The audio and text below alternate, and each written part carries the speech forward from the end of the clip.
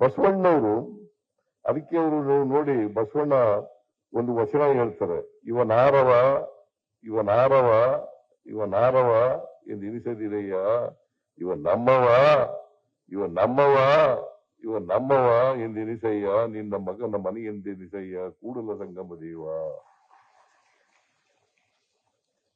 ಇದನ್ನ 12ನೇ ಶತಮಾನದಲ್ಲಿ ಹೇಳಿದ್ರು, 12ನೇ ಶತಮಾನದಲ್ಲಿ ಹೇಳಿದ್ರು. ಇನ್ನೂ ಕೂಡ ಜಾತಿ ಹೋಗಿಲ್ಲ. ಈಗ ಬಸವಣ್ಣವ್ರನ್ನ ಎಲ್ಲ ಸಮಾಜದವರು ಕೂಡ ಪೂಜಿಸಬೇಕು, ಗೌರವಿಸಬೇಕು, ಅವರ ಜಯಂತಿಯನ್ನು ಆಚರಿಸಬೇಕು.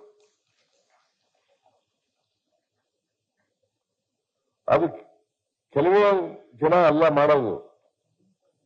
ಬಸವಣ್ಣವ್ರನ್ನ ಎಲ್ಲ ಜನರು, ಸಮಾಜದಲ್ಲಿರ್ತಕ್ಕಂಥ ಎಲ್ಲ ಜನರು ಕೂಡ, ಯಾಕಂತಂದ್ರೆ ಅವರು ಯಾವುದೋ ಒಂದು ಜನಾಂಗಕ್ಕೆ ಒಂದು ವರ್ಗಕ್ಕೆ ಕೆಲಸ ಮಾಡಿರ್ಲಿಲ್ಲ, ಅಥವಾ ಇಡೀ ಸಮಾಜ ಬದಲಾವಣೆ ಆಗ್ಬೇಕು ಅಂತ ಪ್ರಯತ್ನ ಮಾಡಿದ್ರು. ಇಡೀ ಸಮಾಜ ಮಾನವತೆಯ ನೆಲೆಗಟ್ಟಿನ ಮೇಲೆ ನಿಂತ್ಕೋಬೇಕು ಅಂತಕ್ಕಂಥದ್ದನ್ನು ಮಾಡಿದ್ರು. ಪರಸ್ಪರ ಪ್ರೀತಿಸಬೇಕು, ಪರಸ್ಪರ ದ್ವೇಷಿಸಬಾರದು. ಇದನ್ನ ಬಸವಣ್ಣ ಅವರು ಹೇಳಿದ್ರು. ಪರಸ್ಪರ ಪ್ರೀತಿಸ್ತಕ್ಕಂಥ ಕೆಲಸವನ್ನು ಮಾಡಬೇಕೇ ಹೊರತು ಪರಸ್ಪರ ದ್ವೇಷಿಸಬಾರದು. ಮನುಷ್ಯ ಮನುಷ್ಯನನ್ನ ಪ್ರೀತಿಸಬೇಕೇ ಹೊರತು ಮನುಷ್ಯನನ್ನು ದ್ವೇಷಿಸಬಾರದು. ಇದನ್ನ ಬಸವಾದಿ ಶರಣರು ಬಹಳ ಸ್ಪಷ್ಟವಾಗಿ ಹೇಳಿದ್ದಾರೆ. ಯಾವುದೇ ಜಾತಿ ಇರಬಾರ್ದು, ಯಾವುದೇ ವರ್ಗ ಇರಬಾರ್ದು, ಅಸಮಾನತೆ ಹೋಗ್ಬೇಕು, ಸಮ ಸಮಾಜ ನಿರ್ಮಾಣ ಆಗಬೇಕು. ಇದು ಬಸವಾದಿ ಶರಣರು ಬಯಸಿದಂಥದ್ದು. ಇದಕ್ಕೆ ಇಲ್ಲಿ ಏನಂತ ಹೇಳಿದ್ದಾರೆ ಅಂತಂದ್ರೆ, ಎಂತಿದ್ರು ಬಸವದ ಒಕ್ಕೂಟದ ನಡೆಗೆ, ಅನುಭವ ಮಂಟಪದ ಎಡೆಗೆ. ಈ ಅನುಭವ ಮಂಟಪ ಪುನರುಜ್ಜೀವನ ಮಾಡ್ಲಿಕ್ಕೆ ದುಡ್ಡು ಕೊಟ್ಟವ್ರು ಯಾರು ಗೊತ್ತಾ? ಅನುಭವ ಮಂಟಪ ಇದೆಯಲ್ಲ, ಗೋರು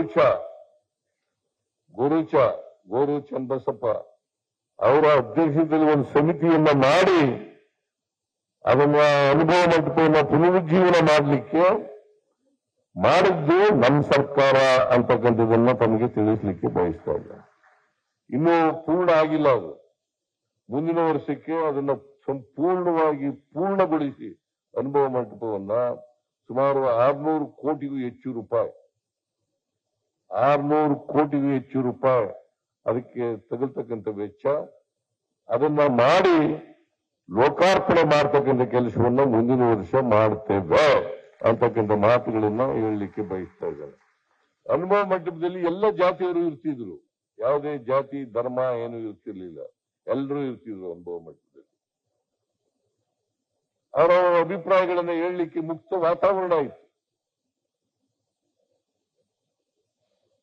ಅವತ್ತಿನ ಸಂಸತ್ತು ಅಂತ ನಾವು ಕರಿತೀವಿ ಅನುಭವ ಮಂಟಪವನ್ನ, ಅವತ್ತಿನ ಸಂಸತ್ತು ಅಂತ ಕರಿತೀವಿ. ಪ್ರಜಾಪ್ರಭುತ್ವ ವ್ಯವಸ್ಥೆ ಇತ್ತು, ಅಲ್ಲಿ ಪ್ರಜಾಪ್ರಭುತ್ವದ ವ್ಯವಸ್ಥೆ ಇತ್ತು. ಅನುಭವ ಮಂಟಪ ಸಂಸತ್ತಾಗಿತ್ತು. ಅದರಲ್ಲಿ ಪುರುಷರಿರಲಿ ಮಹಿಳೆಯರಲ್ಲಿ ವ್ಯತ್ಯಾಸ ಇರಲಿಲ್ಲ. ಪುರುಷರಿಗೂ ಅವಕಾಶ ಇತ್ತು, ಮಹಿಳೆಯರಿಗೂ ಅವಕಾಶ ಇತ್ತು, ಕೆಲವರ್ಗದವ್ರಿಗೂ ಅವಕಾಶ ಇತ್ತು, ಎಲ್ಲ ಜಾತಿಯವರಿಗೂ ಅವಕಾಶ ಇತ್ತು. ಇದನ್ನ ನಾವು ತಿಳ್ಕೋಬೇಕಾಗ್ತದೆ.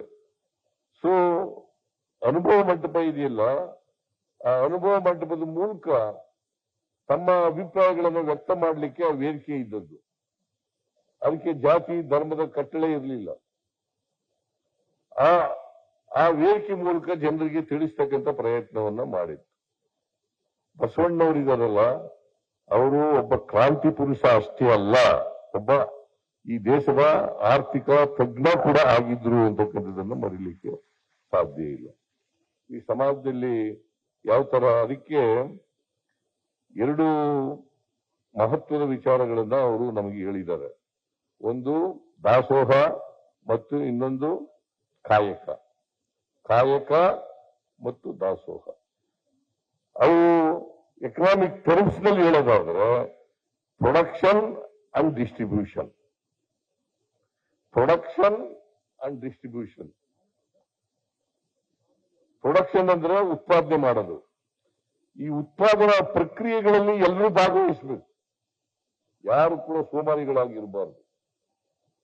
ಯಾರು ಕೂತ್ಕೊಂಡು ಮಜಾ ಮಾಡ್ಕೊಂಡು ಇರ್ತಕ್ಕಂಥದ್ದು ಇರಬಾರ್ದು. ಉತ್ಪಾದನೆ ಯಾರೋ ಉತ್ಪಾದನೆ ಮಾಡಿದ್ರೆ ಇನ್ನೊಬ್ರು ಮಜಾ ಮಾಡ್ಕೊಂಡಿರೋದಲ್ಲ. ಎಲ್ಲರೂ ಉತ್ಪಾದನಾ ಪ್ರಕ್ರಿಯೆಯಲ್ಲಿ ಭಾಗವಹಿಸಬೇಕು. ಬಂದದನ್ನು ಎಲ್ಲರೂ ಹಂಚ್ಕೋಬೇಕು. ಇದು ಪ್ರೊಡಕ್ಷನ್ ಅಂಡ್ ಡಿಸ್ಟ್ರಿಬ್ಯೂಷನ್ ಅಂತಕ್ಕಂಥ ವಿಚಾರ ಇದು. ಇದನ್ನ ನಾವು ಅರ್ಥ ಮಾಡ್ಕೋಬೇಕಾಗ್ತದೆ. ದಾಸೋಹ ಅಂತಂದ್ರೆ ನಾವೆಲ್ಲ ಒಟ್ಟಿಗೆ ಸೇರ್ಕೊಂಡು ಊಟ ಮಾಡೋದು ಅಥವಾ ಉಚಿತವಾಗಿ ಊಟ ಹಾಕೋದು ಅಷ್ಟಕ್ಕೆ ಸೀಮಿತ ಅಲ್ಲ. ಕಾಯಕ ಯಾಕೆ ನಮ್ಮಲ್ಲಿ ಈ ವೃತ್ತಿ ಆಧಾರದ ಮೇಲೆ ಜಾತಿ ಮಾಡಾಕ್ಬಿಟ್ಟಿದ್ರು. ಇಂತಿಂತ ವೃತ್ತಿ ಮಾಡೋರು ಇಂಥ ಜಾತಿ ಅಂತ ಮಾಡಾಕ್ಬಿಟ್ಟಿದ್ರು. ಅದಕ್ಕೆ ಅವರು ಯಾರು ವೃತ್ತಿಯಿಂದ ಕೀಳು ಅಲ್ಲ, ಯಾರು ಮೇಲೂ ಅಲ್ಲ. ಯಾರು ವೃತ್ತಿಯಿಂದ ಕೀಳು ಅಲ್ಲ. ಈಗ ಕಸ ಗುಡಿಸೋನು ಅವನು ಕೀಳಲ್ಲ.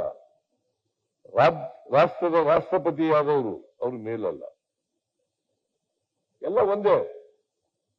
ಅದಕ್ಕೆ ಕಾಯಕವೇ ಕೈಲಾಸ ಅಂತ ಹೇಳಿದ್ರು. ಅದಕ್ಕೆ ಕಾಯಕವೇ ಕೈಲಾಸ ಅಂತ ಹೇಳಿದ್ರು. ಇದನ್ನ ನಾವು ಅರ್ಥ ಮಾಡ್ಕೋಬೇಕಾಗ್ತದೆ. ವೃತ್ತಿ ಇವನು ಕಸ ಗುಡಿಸೋ ಕೆಲಸ ಮಾಡ್ತಾನೆ, ಅವನು ಕೀಳು. ಇನ್ನೊಬ್ರು ಮಲ ಒರ್ತಕ್ಕಂಥ ಕೆಲಸ ಮಾಡ್ತಾರೆ, ಅವರು ಕೀಳು. ಇನ್ನೊಬ್ರು ರಾಜನ ಕೆಲಸ ಮಾಡ್ತಾರೆ, ಅವರು ಮೇಲು. ಅದು ಇಲ್ಲವೇ ಇಲ್ಲ. ಎಲ್ಲರೂ ಒಂದೇ. ಇದನ್ನ ಬಸವಾದಿ ಶರಣರು ಈ ನಾಡಿಗೆ ಹೇಳ್ಕೊಟ್ಟದ್ದು, ಇಡೀ ದೇಶದ ಜನರಿಗೆ ಹೇಳ್ಕೊಟ್ಟದ್ದು, ಇಡೀ ಜಗತ್ತಿಗೆ ಹೇಳ್ಕೊಟ್ಟದ್ದು. ಇದನ್ನು ನಾವು ಅರ್ಥ ಮಾಡ್ಕೋಬೇಕಾದ್ರೆ ನಾನು ಹೆಚ್ಚು ಮಾತಾಡಕ್ ಹೋಗಲ್ಲ. ಇದು ಮಾತಾಡ್ತಾ ಹೋದ್ರೆ ಗಂಟೆಗಟ್ಲೆ ಆಗ್ಬಿಡ್ತದೆ. ಗಂಟೆಗಟ್ಲೆ ಮಾತಾಡಕ್ಕೆ ನನಗೆ ಸಮಯ ಇಲ್ಲ. ಇನ್ನೊಂದಿನ ಯಾವಾದ್ರು ನೀವು ಬಸವ ಕೂಡಿದವರು ಯಾವ್ದಾದ್ರು ಕಾರ್ಯಕ್ರಮ ಇಟ್ಕೊಂಡ್ರೆ ಬಂದು ಮಾತಾಡ್ತೀನಿ. ಆಮೇಲೆ ಭವನ ಮಾಡಬೇಕು ಅಂತ ಹೇಳಿದ್ದಾರೆ. ಭವನಕ್ಕೆ ರಾಜ್ಯ ಸರ್ಕಾರ ಅನುದಾನವನ್ನ ಕೊಡುತ್ತದೆ. ಆಗ್ಬೋದಾ? ಆಯ್ತು. ಕನ್ನಡಿಗರ ಮೆಚ್ಚಿನ ನಿಮ್ಮ ನ್ಯೂಸ್ 18 ಕನ್ನಡ ಈಗ ವಾಟ್ಸ್ಆಪ್ನಲ್ಲಿಯೂ ಲಭ್ಯ. ಕರ್ನಾಟಕ ಮತ್ತು ದೇಶ ವಿದೇಶದ 360 ಡಿಗ್ರಿ ಸುದ್ದಿ ವಿವರವನ್ನ ನೀವು ನಿಮ್ಮ ಕೈ ಬೆರಳುಗಳಲ್ಲಿಯೇ ಪಡೆಯೋದಿಕ್ಕೆ ಈ QR ಕೋಡ್ ಅನ್ನ ಸ್ಕ್ಯಾನ್ ಮಾಡಿ. ನಮ್ಮ ಚಾನೆಲ್ ಅನ್ನ ಫಾಲೋ ಮಾಡಿ, ನೋಟಿಫಿಕೇಶನ್ ಆನ್ ಮಾಡಿ.